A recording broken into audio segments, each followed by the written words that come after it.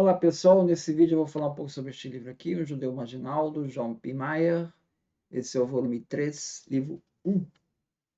Tá? Então eu vou falar sobre a questão, ele discorre sobre os discípulos, né? O apostolado de Jesus. E aí, na página 210, vai começar a falar então sobre quem seriam esses 12 discípulos de Jesus, né? A gente aparece, existe na verdade, três listas, né, que aparecem no Novo Testamento, listando esses discípulos de Jesus, né? A primeira dessas listas, ela aparece em Marcos 3, versículo 16, tá? Depois temos também em Mateus 10, versículo 2, e temos em Lucas 6, versículo 14, e em Atos dos Apóstolos 1, versículo 13, tá? Então ali a gente vai ter a lista dos 12.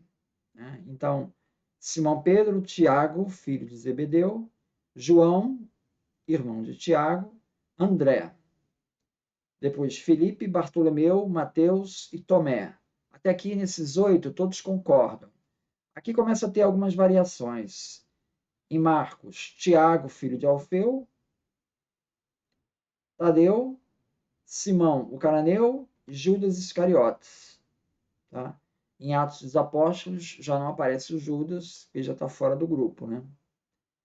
Agora, a diferença maior aqui é o Tadeu, que aparece em Marcos, aparece em Mateus, e em Lucas, em Atos, aparece como Judas de Tiago.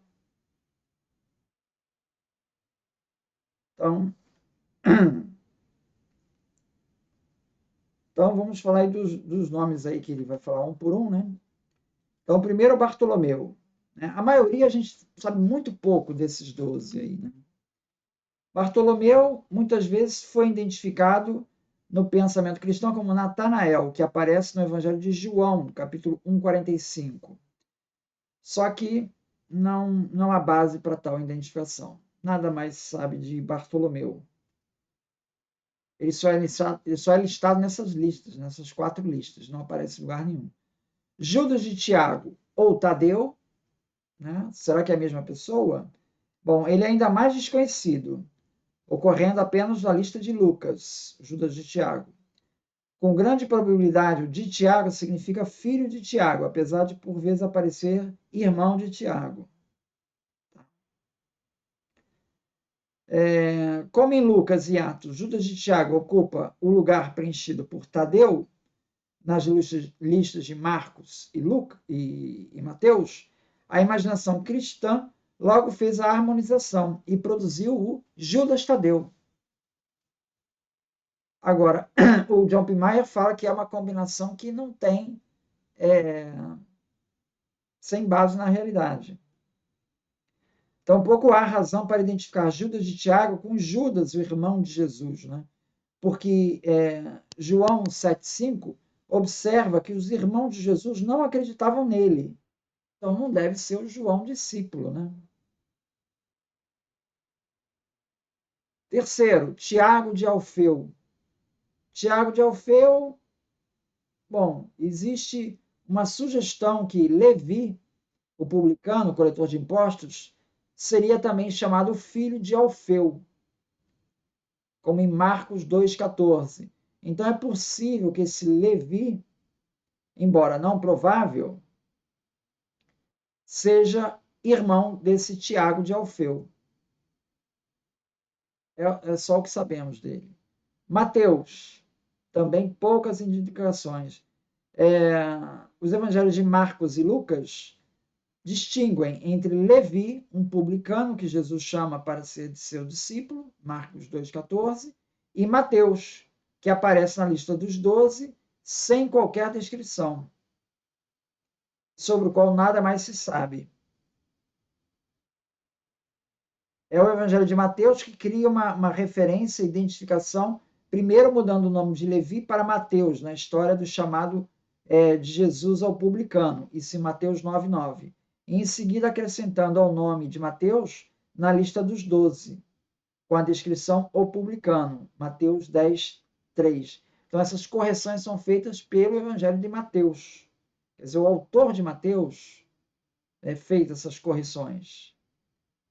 Sejam quais forem as razões que o primeiro evangelista tenha tido para sua montagem, a mudança de nomes é uma intervenção redacional de um evangelista cristão perto do final do século I e não nos diz nada sobre o membro original dos 12 chamado Mateus.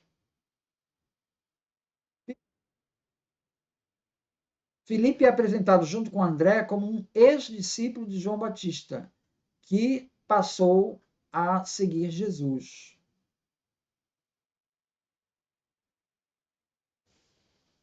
Nada sabemos acerca de sua atividade na igreja primitiva e ele não deve ser identificado com Filipe, chefe dos helenistas, como aparece em Atos 6:5. A confusão entre essas duas pessoas pode ter começado ainda no tempo dos padres da igreja. André, sexto. Bom, André, Jesus chama Pedro e André para serem pescadores de homens. Então, são irmãos, né? No entanto, tal reunião não ocorre na história equivalente da pesca milagrosa em Lucas 5:1, onde se nota a ausência de André.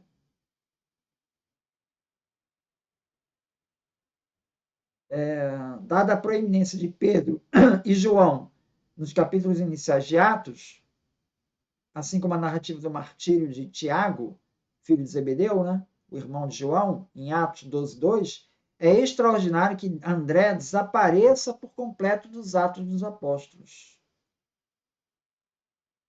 da história da igreja primitiva, depois de seu nome ter sido incluído entre os 11 em Atos 1:13. Assim, ao contrário dos dois filhos de Zebedeu, né, que é o Tiago e o João, que sempre são mencionados juntos, Pedro, em geral, aparece no Novo Testamento sem André.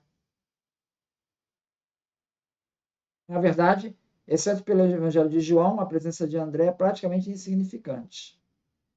E o último aqui que eu vou falar nesse vídeo aqui é o Tomé. Tomé repete o mesmo curioso padrão que observamos com Filipe. Nos sinóticos, ele não aparece em lugar algum fora da lista dos 12, embora mereça algum destaque no Evangelho de João.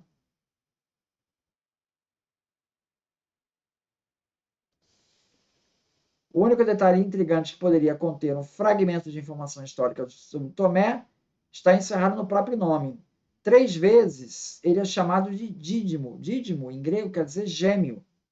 No século I, essas palavras em hebraico e aramaico eram substantivos comuns, não usados normalmente como nomes de pessoas. O grego Dídimos, porém, era empregado como nome próprio. Isso ajuda a explicar as referências que parecem redundantes a Dídimo Tomé em escritos cristãos. É possível, portanto, que a designação hebraica ou aramaica de Tomé fosse, na realidade, o segundo nome ou apelido de uma pessoa cujo nome verdadeiro não conhecemos. É estranho que, a despeito da insistência de João em traduzir o nome 3 vezes, não haja nenhuma informação sobre quem seria esse gêmeo de Tomé. Tomé, o gêmeo. Gêmeo de quem? A imaginação cristã, estimulada pela tripla tradução e pelo silêncio intrigante, logo corrigiu a omissão, tendo se tornado um favorito de grupo de tendências gnósticas. O enigmático Tomé, identificado como Judas, foi considerado o irmão gêmeo do próprio Jesus, pelos gnósticos. Uma identificação bastante simples para o movimento religioso que apreciava a identificação mística do Salvador. Uma autêntica escola de Tomé surgiu nos círculos gnósticos, gerando uma série de livros interessantes, mas totalmente desprovidos de valor histórico. E aí remete aqui à nota 17, onde ele vai evoluir isso daí. Material de Nag Hammadi sobre Tomé compreende o Evangelho de Tomé em cópita, datado do século II, e o livro de Tomé, o Contestador, do século III. Ambos refletem uma visão negativa sobre a matéria e a sexualidade, e assim favorecendo o ascetismo radical. Então tem aí uma tendência pré-gnóstica. Mesmos traços são encontrados em Atos de Tomé, do século III. em siríaco.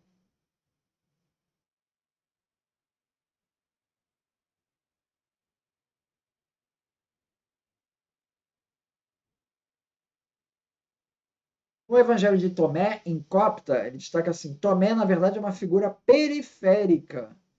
Por quê? Porque ele não aparece no Evangelho de Tomé.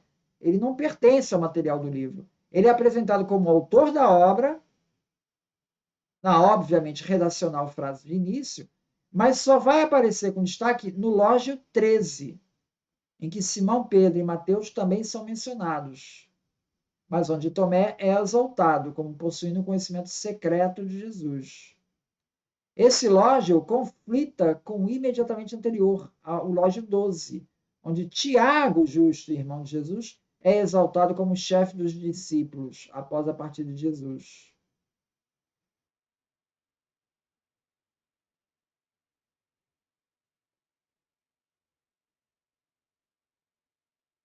Aí ele destaca aqui o Helmut Custer, fala assim: é surpreendente ver um crítico, um estudioso tão crítico como Helmut Custer, critica de tudo, né? Defender a ideia de que o cristianismo chegou a Edessa através da obra de Tomé, que era, na realidade, Judas, o irmão gêmeo de Jesus. Quer dizer, não temos muitas evidências disso. E o Helmut Custer abraça essa ideia. E ele é uma pessoa tão crítica, né? Ele diz assim de Oppenheimer: como pode alguém ser tão cético acerca do Jesus histórico e tão crédulo sobre o irmão gêmeo Judas Tomé? É algo desconcertante. Então, esses são de alguns, primeiro grupo aí de apóstolos. No próximo vídeo eu vou falar dos outros. Obrigado, então.